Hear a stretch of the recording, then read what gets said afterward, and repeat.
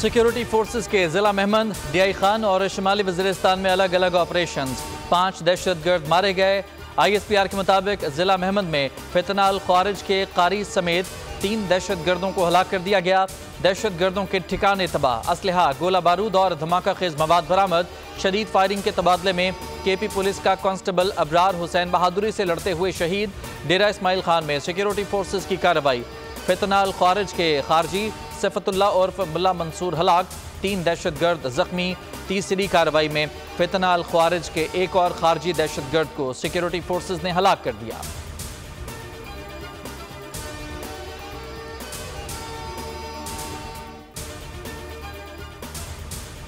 पेशावर में थाना फंदू की हदूद में फायरिंग, 2 अफराद जाँ बहक। मकतूलीन की शनाख्त सज्जाद और फैसल के नामों से हुई। पुलिस ने मुल्ज़िमान की तलाश शुरू कर दी।